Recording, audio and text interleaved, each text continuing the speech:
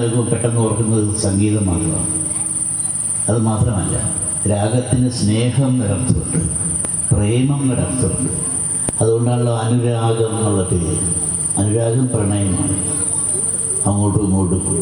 അപ്പോൾ എല്ലാം ഇത് ഒരുമിച്ച് നിൽക്കുക എന്നുള്ള ആ ഒരു അർത്ഥം, എല്ലാ അർത്ഥവുമാണ് ആ രാഗം എന്നുള്ള പേര് തന്നെ വരുന്നത്.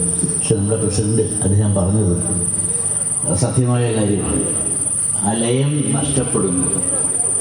എന്തായാലും ഈ ഒരു സമ്മേളനത്തിൻ്റെ അധ്യക്ഷൻ, പിന്നെ എന്നെ ഇതിന് ക്ഷണിച്ച ശ്രീ ചന്ദ്രഭാനു, ബഹുമാനപ്പെട്ട പഞ്ചായത്ത് പ്രസിഡന്റ് ശ്രീമതി പ്രീതി, മുരളീധരൻ അദ്ദേഹം വന്നു കഴിഞ്ഞാൽ ഒരു പാക്കറ്റ് പാഴ്സൽ മേടിച്ചുകൊണ്ട് പോകാമെന്ന് വിചാരിച്ച് ഭാര്യയ്ക്ക് വാക്ക് കൊടുത്തത് പുഴയോരുന്നു. പക്ഷെ നിവൃത്തിയില്ല, എനിക്കിത് കഴിഞ്ഞ് വിളിച്ചില്ല. എന്തായാലും അദ്ദേഹം പോലും ഉണ്ട്. അതിൻ്റെ വളർച്ചയല്ലേ നമുക്കുമില്ല.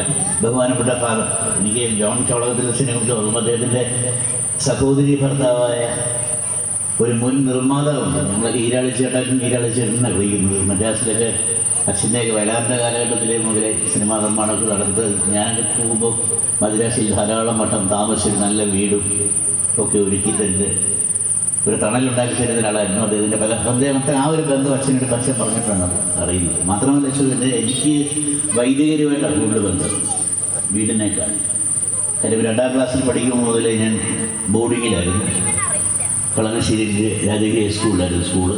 അത് കഴിഞ്ഞ് സെൻറ്റ് സേവിയേഴ്സ് തുമ്പയിൽ പോയി, പിന്നെ മാറുവേനസ് കോളേജിൽ പോയി. അങ്ങനെ എൻ്റെ ജീവിത പഠനകാലം മുഴുവൻ അമ്മയേക്കാൾ കൂടുതലും അച്ഛനേക്കാൾ കൂടുതലും വൈദികരുണ്ട്. വൈദികത്തിൻ്റെ ധാരാളം. പക്ഷേ ഇന്ന് വരെ പറഞ്ഞ പോലെ നമ്മൾ ഇന്ന് ഈ ലോകത്തുള്ള ഒരു ലയമില്ലായ്മ ഉണ്ടല്ലോ, അതൊന്നും ഇല്ലായിരുന്നു വളരെ കാര്യങ്ങൾ. അപ്പോൾ ഞാൻ പറഞ്ഞിരുന്നല്ല, അത് ആ ഒരു അവസ്ഥ നമുക്ക് പോകുന്നു. അപ്പോൾ സംഗീതത്തിൽ മാത്രമല്ല രാഗമുള്ളത്, ജീവിതത്തിലും അത് വേണമെന്നുള്ളത്. അത് നമ്മളെങ്ങനെയത് നമ്മൾ അടിസ്ഥാനപരമായിട്ട് നമ്മളൊന്നും തന്നെ കാര്യം, എന്തെല്ലാം രൂപം വേഷം മാത്രമേ നമുക്ക് മാറ്റുന്നുള്ളൂ. അതെല്ലാം മാറിക്കഴിഞ്ഞാൽ നമ്മളെല്ലാം ഒന്ന് തന്നെയല്ലേ. ഒരേ കണ്ണ്